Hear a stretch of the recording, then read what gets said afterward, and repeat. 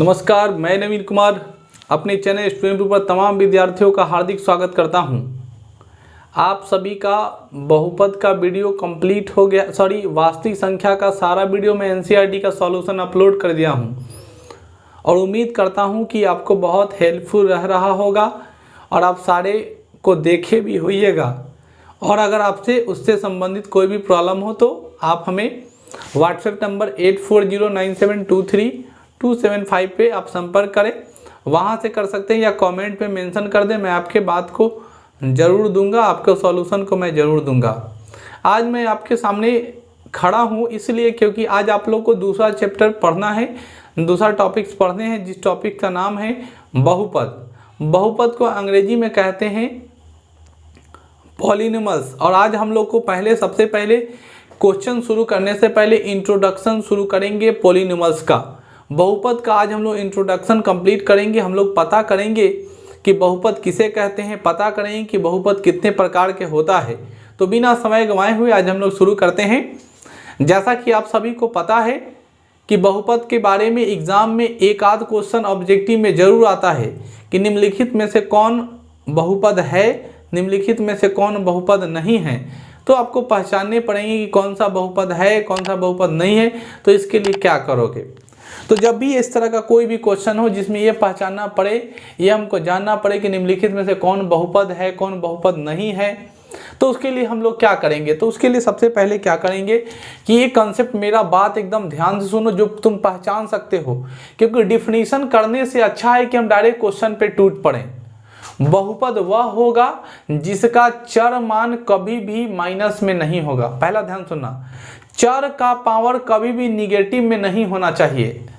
अगर हम लिख देते हैं x के पावर -2 और अगर आपसे कोई पूछे क्या यह बहुपद होगा, तो आप सीधा सीधा बोलिएगा बहुपद नहीं होगा। क्यों नहीं होगा? क्योंकि बहुपद के डिफिनीशन में कहता है कि उसका पावर कभी भी निगेटिव नहीं होना चाहिए, ऋणात्मक नहीं होना चाहिए। बहुपद का पावर निगेटिव नहीं होना चाहिए, बहुपद का पावर माइनस में नहीं होना चाहिए। पहला कंसेप्ट।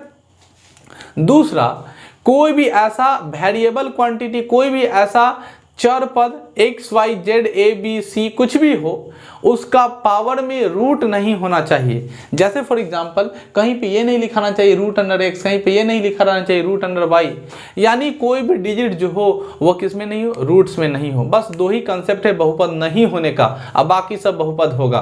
पहला ध्यान सुनिएगा, क्या कि अगर कोई भी बहुपद का घात माइनस में होगा, कोई भी चर पद का घात अगर माइनस में होगा तो वो बहुपद नहीं होगा। और दूसरा, किसी भी चर पद का मान अगर रूट के भीतर होगा तो वो बहुपद नहीं होगा। जैसे फॉर एग्जांपल अगर हम लिखते हैं x² + √2x + 4 और एक लिखते हैं x² + 2√x + 3।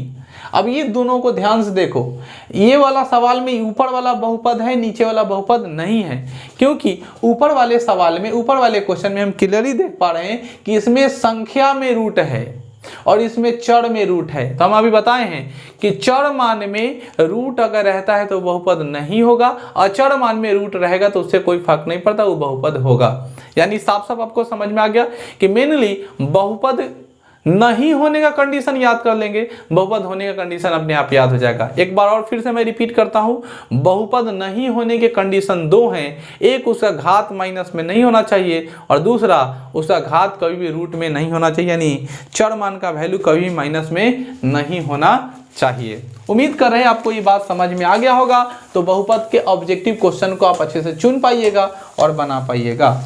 अब इसके आगे हम लोग बढ़ेंगे बहुपद के प्रकार के बारे में। तो बाबू अच्छे से समझना बहुपद के प्रकार, बहुपद के टाइप को हम लोग कैसे डील करते हैं। जैसे हम लोग जैसे ही जानते हैं बहुपद के बारे में, पॉलिनॉमियल्स के बारे में, तो पॉलिनॉमियल्स को दो भागों में बांटे हैं। एक भाग को बोलते हैं पद के आधार पर। ध्यान सुनिएगा, किसके आधार पर बाबू? पद के आधार पर, on the term of base, या on the basis of term, on the basis of term. किसके आधार पे? पद के आधार पर। और दूसरा घात के आधार पर, हिंदी में कहते हैं, अंग्रेजी में इसको बोले तो on the base of power, exponents.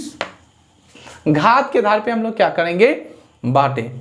तो पद के आधार पर जब बहुपद का बात करते हैं बाबू, तो पद के आधार पर बहुपद मिलता है। एक सबसे पहला का नाम है एक पदी बहुपद, दूसरे पद का नाम है द्विपदी और तीसरे का नाम है त्रिपदी।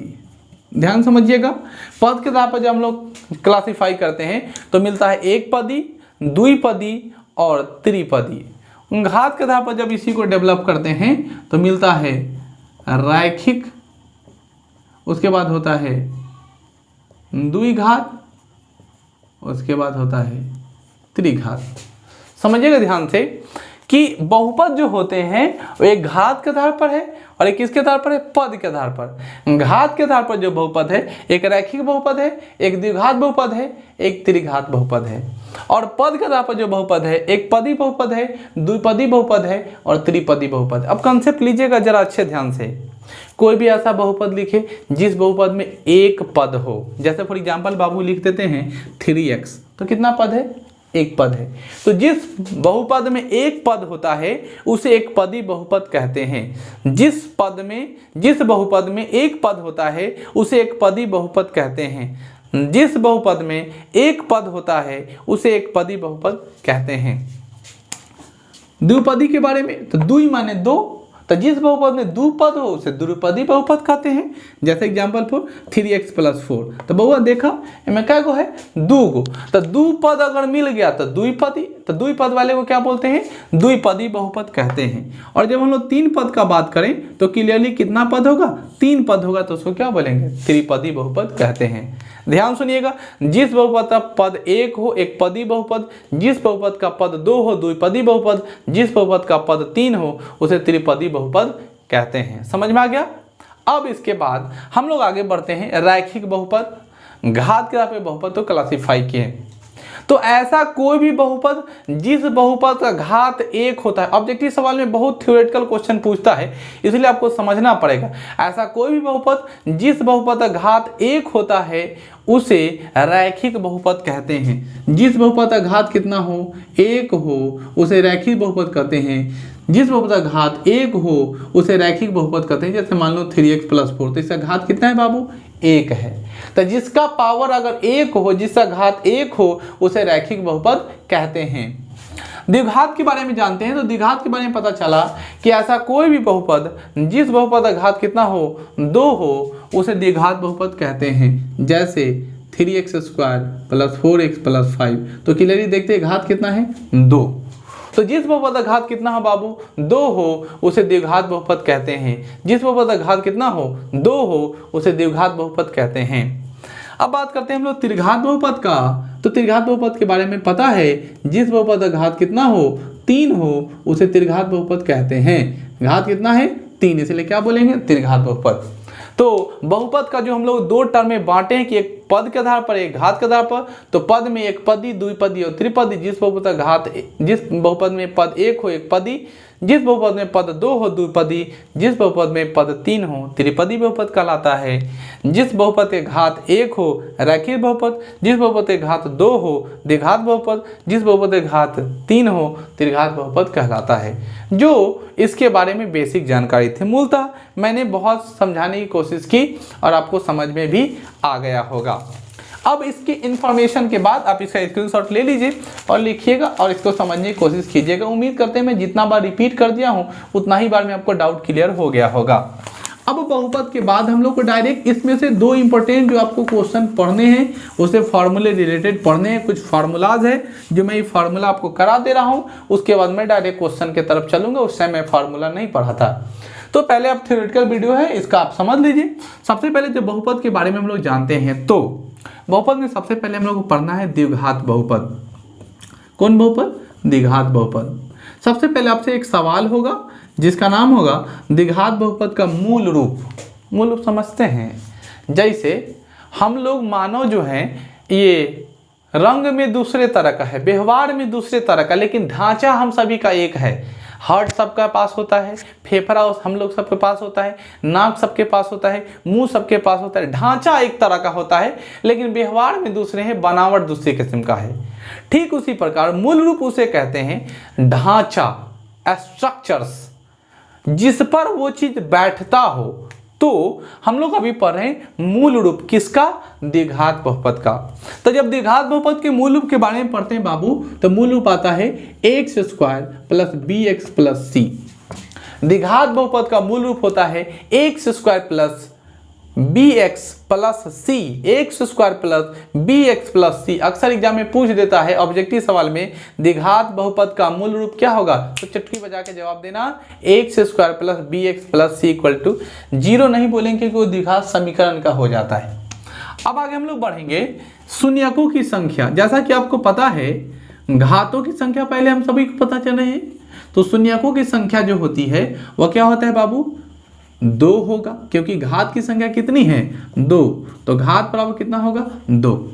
द्विघात बहुपद के घात की संख्या 2, द्विघात बहुपद की शून्यों की संख्या कितनी होती है 2, और एक का नाम होता है, इसको पढ़ते हैं बउआ अल्फा और इसको पढ़ते हैं बीटा। ध्यान सुनना, एक का नाम है अल्फा, दूसरे का नाम है बीटा। शून्यों की संख्या कितनी होती है 2 मान लिया, एक का नाम अल्फा है, दूसरे का नाम बीटा। तो सबसे पहला सवाल, पहला फॉर्मूला होता है शून्यकों का योग, शून्यकों का योग, या इसको हम लोग बोलते हैं अल्फा प्लस बीटा। योग मतलब होता है जोड़, तो अल्फा प्लस बीटा बड़ा फॉर्मूला होता है माइनस बी बाई ए। अच्छे से याद रखिएगा, शून्यकों का योग द्विघात समीकरण में बराबर फार्मूला होता है alpha plus beta equal to minus b by ए।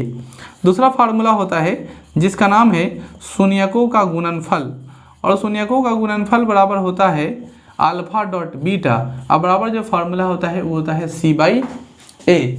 शून्यकों का गुणनफल बराबर जो फार्मूला होता है वो होता है सी बाई ए। शून्यकों का गुणनफल बराबर जो फार्मूला होता है वो होता है सी बाई ए। फिर से ध्यान सुनिएगा, शून्यकों गुणनफल बराबर अल्फा डॉट बीटा बराबर होता है सी बाई ए। और एक तीसरा जो फार्मूला है, अगर आपको द्विघात बहुपद निकालने के लिए बोल दे और शून्यक दिया है, तो द्विघात बहुपद बराबर फार्मूला होता है x square minus alpha plus beta into x plus alpha dot beta equal to 0। ध्यान समझिएगा, द्विघात बहुपद बराबर फार्मूला होता है x square minus alpha plus beta into x plus alpha dot beta equal to 0। एक बार फिर से समझिएगा, x square minus alpha plus beta into x plus alpha dot beta equal to क्या लिखेंगे 0। फिर से समझिएगा, द्विघात बहुपद बड़ा फार्मूला होता है x square minus alpha plus beta plus alpha dot beta equal to 0।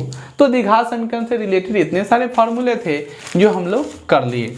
द्विघात बहुपद के बाद अगला जो टॉपिक आप सभी को पढ़ना है, मेरे बोली वचन पर थोड़ा कंट्रोल नहीं है, द्विघात बहुपद के जगह पर द्विघात समीकरण बोला जा रहा है, तो आप सभी विद्यार्थियों से मैं क्षमा प्रार्थी हूँ। जहाँ द्विघात समीकरण बोला जा रहा है उसको द्विघात बहुपद ही समझा जाए, ठीक है। मैं वाचाल आदमी हूँ, बुलक्कड़ ज़्यादा हूँ, ज़्यादा बोला जाता है। इसके आगे हम लोग पढ़ेंगे, और अगला है त्रिघात बहुपद। कौन बहुपद, त्रिघात बहुपद। द्विघात पढ़ लिए तो कौन बहुपद पढ़ना है, त्रिघात बहुपद। जिस प्रकार द्विघात बहुपद का मूल रूप पढ़े हैं उसी प्रकार त्रिघात बहुपद का भी मूल रूप पढ़ेंगे। तो त्रिघात बहुपद के मूल रूप के बारे में सबसे पहले जो हम लोग जानकारी प्राप्त करते हैं वो हमको मिलता है a x cube plus b x square plus c x plus d. सुनिएगा ध्यान से, a x cube plus b x square plus c x plus d हो गया। अब इसमें घात की संख्या होगी 3 और शून्यकों की भी संख्या कितनी होगी बाबू 3। तो त्रिघात बहुपद का घात कितना 3 और शून्यकों की संख्या कितना 3। और इसका थोड़ा शून्यकों की संख्या में वहां पे आता था अल्फा बीटा और गामा। हाँ, यह वही अल्फा बीटा जो द्विघात समीकरण में हुआ करता था, और यहाँ पे क्या है गामा। तो अल्फा बीटा और गामा कंजूसरी थोड़ा टफ होता है, थोड़ा अच्छे से समझ लीजिएगा, क्योंकि कहावत है अल्फा बीटा और गामा और औरत के डरामा जल्दी समझ में आता नहीं है। ये कंसेप्चुअल है कि आप जल्दी समझ नहीं पाओगे, ठीक है ना, और खास करके सीबीएसई वाली कुछ नहीं समझ पाओगे। इसलिए मैं बताता हूँ अल्फा बीटा और गामा को अच्छे से समझ लीजिएगा ताकि आपको कोई प्रॉब्लम नहीं हो। तो हम लोग त्रिघात बहुपद में सबसे पहला फार्मूला पढ़ेंगे, उसका नाम है शून्यकों का योग। तो बउआ हुए में काय गो फार्मूला होता है शून्यक 3 गो। तो शून्यकों का योग बराबर जो फार्मूला होगा वो होगा alpha plus beta plus gamma बराबर होता है माइनस बी बटा ए। ये फार्मूला हो गया। दूसरा फार्मूला है 2-2 करके शून्यक लेने पर, 2-2 कर शून्यक लेने पर। तो 2-2 को लेंगे तो एगो अल्फा बीटा होगा, एगो बीटा गामा होगा, एगो क्या हो गामा अल्फा। तो होता है C/A। और तीसरा फार्मूला होता है शून्यकों का गुणनफल। कौन सा फार्मूला? शून्यकों का गुणनफल बराबर होता है अल्फा बीटा और गामा और बराबर होता है -D/A। तो त्रिघात बहुपद से संबंधित ये फार्मूला है जो आपको दिखाई दे रहा है। शून्य गुणनफल बराबर होता है -D/A। कोई दिक्कत नहीं, कोई कंफ्यूजन नहीं, आप पूरे अच्छे से इस चीज़ को आप बना लीजिएगा और आपको कोई प्रॉब्लम नहीं होगा। यकीन मानिए ये जब आप फार्मूला अच्छे से याद कर लीजिएगा तब इसका सॉल्यूशन बहुत ईजी होगा। नवीन कुमार के साथ बहुपद का बिंदास सारा क्वेश्चन लीजिए और बाई एक एक क्वेश्चन, हर एक क्वेश्चन का मैं आपको सॉल्यूशन दूंगा। आपको सजग रहना है, पूरा वीडियो को देखना है।